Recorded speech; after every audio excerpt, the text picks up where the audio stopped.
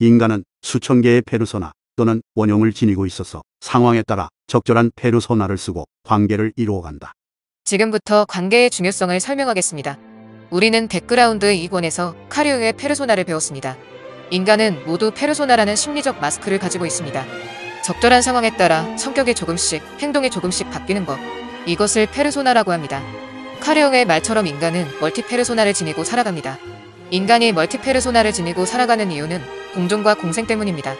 하지만 개인의 삶 또한 무너지면 안 되겠죠. 개인과 사회가 구분되지 않는 순간 혼란에 빠지게 됩니다. 우리는 백그라운드 1권 사피엔스에서 인류의 조상이라고 일컬어지는 호모사피엔스의 역사를 배웠습니다. 학자에 따라 추정치가 조금씩 다르긴 하지만 일반적으로 30만 년 정도로 추정되고 있습니다.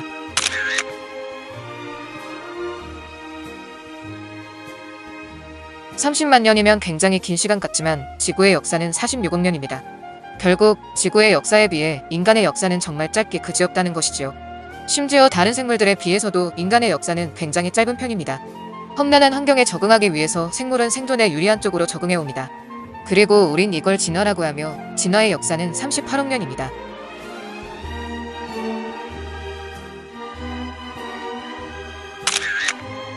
선사시대부터 우리 조상들은 부족 생활을 합니다. 험난한 자연에서 개인이 혼자서 살아남기란 좀처럼 쉬운 일이 아니기 때문이지요. 대형 동물들과 견주기에 인간은 체력도 약하고 몸집도 작습니다. 그때부터 우리는 공동체 생활을 하면서 살아왔습니다. 즉, 인류는 협동하면서 살아가야 생존하기에 유리한 개체라는 말이 되는 것이죠. 처음 우리가 코로나를 맞닥뜨렸을 때 기억하시나요? 혼란과 불안의 나날이었습니다. 물론 지금도 불안한 건 여전하겠지만 팬데믹 초기보다는 무뎌진 감도 없지 않아 있습니다. 하지만 개인이 겪는 심리적인 고통은 더 심각해졌다고 합니다. 연구에 따르면 코로나로 인해 불안과 우울을 느낀다고 답한 사람들이 50% 이상이었다고 합니다. 이런 결과는 청년층에서 더 많이 나타났는데 근무 환경이 비대면으로 전환되면서 사적 시간과 공적 시간의 경계감이 없어진 데서 오는 스트레스와 사회적 고립에 의한 긍정적인 정서 교류의 감소가 일어났기 때문이겠지요.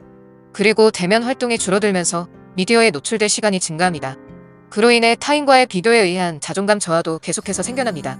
불안은 사람의 사고를 마비시키는데 그중 가장 큰 특징 중 하나가 바로 전염성이 강하다는 것입니다. 불안은 눈덩이처럼 불어나고 그리고 그런 불안이 사회에 만연해지면 그 사회의 정상적인 기능은 마비됩니다. 하지만 현대에 이르러 개인의 생활과 자유가 굉장히 중요하게 떠오르게 되면서 공동체 혹은 집단 생활에 대해서 말하게 되면 대부분 부정적인 반응들을 많이 보입니다. 하지만 관계는 정말 중요합니다. 아리스토텔레스는 인간은 사회적 동물이라고 말합니다. 이것이 관계입니다. 심리학자들이 아무리 연구해봐도 인간의 행복의 중요한 요소 중 하나가 사람들과의 관계입니다. 인간의 행복은 내가 좋아하는 것에서도 오겠지만 내 주위에 있는 소중한 사람들의 단계로부터 출발합니다. 요즘 우리들은 눈앞의 것들의 여유가 없어서 먼 미래의 막연한 행복을 위해서 혹은 나만의 행복에만 몰두하느라 관계를 잊고 사는 경우가 꽤 많습니다. 물론 일회성 인간관계와 SNS의 발전으로 넘쳐나는 관계에 피로감을 느끼며 가끔은 아무도 나를 찾지 않는 고독의 시간을 갖는 건 역시 중요하긴 하지만 곁을 보지도 않고 목표 트랙만을 달린 끝에 결승점에 도달했을 때 함께 같이 축하해 줄 사람도 기쁨을 나눌 사람도 없다면 얼마나 공허하고 슬플까요? 코로나로 인해 달라진 게 하나가 마스크입니다. 그런데 인간은 이런 물리적 마스크뿐만 아니라 각자 심리적 마스크를 가지고 있습니다. 페르소나입니다. 현대인은 멀티페르소나를 통해 더 다양한 관계, 더 많이 변하는 상황 속에서 살아가고 있습니다. 그런데 관계들이 달라지는 변곡점이 생기게 됩니다. 바로 코로나로 인한 사회적 거리 두기와 비대면입니다. 비대면은 물리적인 거리를 극복할 수 있다는 장점도 있겠지만 직접 만날 수 없다는 점이 가장 큰 단점으로 작용합니다. 그로 인해 기존의 관계와는 다른 새로운 방식의 인간관계가 생겨납니다. 정말 가까운 사이였는데 서운해지거나 상상도 못했던 사람들과 관계를 맺기도 합니다. 더불어 관계의 거리에 따라 내가 얻는 것도 다릅니다. 가까이 있는 사람들, 즉 강한 유대관계는 나름대로의 정서적인 안정과 위로를 주는 반면 어색하고 먼 거리에 있는 사람들은 내가 처한 상황과 문제를 더 객관적으로 봐줄 수 있다는 의외의 장점들이 있습니다. 이를 약한 유대관계라고 하겠습니다. 약한 유대관계는 나도 몰랐던 좋아하는 것을 발견하게 될 수도 있고 어느새 한 발 더 나아간 나를 볼 수도 있고 새로운 나를 만나면서 자신의 세계를 확장해 나아갈 수 있습니다. 인류는 씨족 사회, 원시부족, 공동체 사회와 같은 아주 작고 혈연적인 그런 단위로 움직일 때도 우연한 만남을 가지고 새로운 관계를 만들어야만 더 강한 생존력을 가진다는 걸 무의식적으로 알게 됩니다. 우리는 굉장히 집착적이고 늘 가까이 보던 사람들과의 강한 유대관계로부터 잠시 벗어나 유연하게 사람을 만나고 그들과 아주 혈연적이고 가까운 관계는 아니지만 약간은 느슨하면서도 이전에 없었던 다양한 관계를 만들면서 그들에게 받을 수 있는 도움과 강한 유대관계에서는 느끼지 못했던 색다른 행복감을 만들어내면서 인간이 다른 동물들보다 더 오래 사는 생명력과 에너지를 가지게 됩니다. 인류에게는 이러한 소소한 소통을 만들 수 있는 느슨한 관계를 만들어낼 수 있는 공간과 시간들이 필요합니다. 그러므로 우리는 소소한 소통을 많이 해야 합니다. 지금부터 본격적으로 약한 유대관계의 중요성을 알아봅니다. 약한 유대관계 또는 느슨한 유대관계는 우연히 알게 된 안면 정도만 있는 사람들과의 관계입니다. 강한 유대관계는 결속감을 주고 약한 유대관계는 새로운 정보에 보다 효과적으로 접근하도록 다리가 되어줍니다. 다리가 되어줍니다. 다리가 되어줍니다. 다리가 되어줍니다. 다리가 되어줍니다. 다리가 되어줍니다. 다리가 되어줍니다. 다리가 되어줍니다. 강한 유대관계는 같은 사회적 테두리 속에서 맺어지는 경향이 있기 때문에 한 사람이 아는 기회는 이미 다른 사람도 알고 있을 확률이 높습니다. 반면 약한 유대관계는 그 범위가 넓어 다른 인적 정보와 접할 기회를 주거나 어떤 실마리를 발견하게 해줍니다. 문제는 약한 유대관계에 있는 사람에게 도움을 청하는 것이 심리적으로 쉽지 않다는 데 있습니다.